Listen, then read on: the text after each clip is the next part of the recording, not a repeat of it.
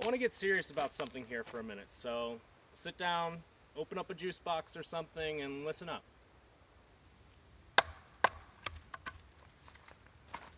You know, the last thing that I wanted to do with this channel, or this adventure even, is to get political. As a matter of fact, whenever I was evaluating the pros and cons of doing this, escaping the environment of political hostility that we live in these days was definitely considered a pro.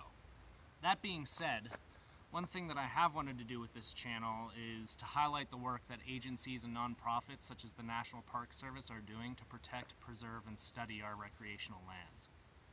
I don't know about you, but for me, one of the best, if not the best thing about being an American is having places like this in your backyard. So if you want to consider Nature Conservancy as inherently political, well, that's okay, I guess, but I'm gonna advocate for it nonetheless. So as I go about this, I hope that you keep your eye out not just for videos on how to poop in the woods or fun-filled montages or my zany thoughts, but also, you know, stuff that I find interesting or important.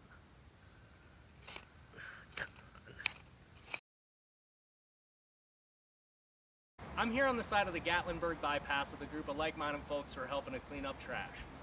Now, why is it necessary that a group of volunteers look after a road that my tax dollars are supposed to maintain? Well, I'm glad you asked, because there are 3 reasons.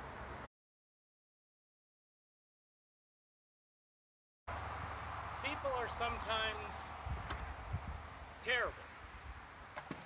What can you say? Some people just can't wait until they're next to a trash can to throw out their stuff.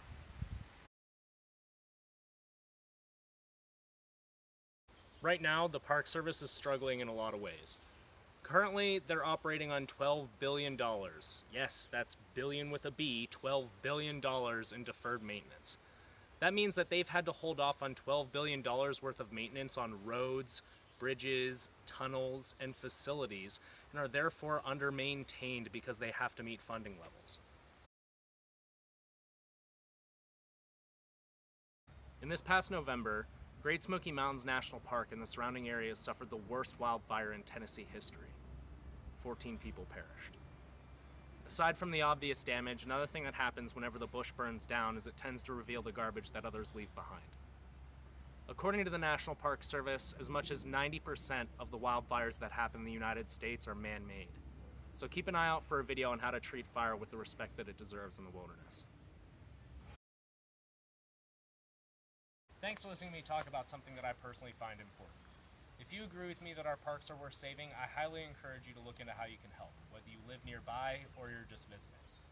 Until next time, I'm Scott, and you can find me somewhere outdoors.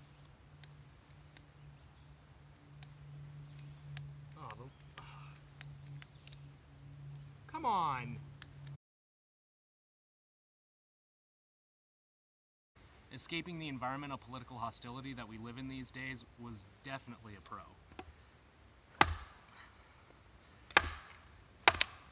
Take that, Jimmy Carter.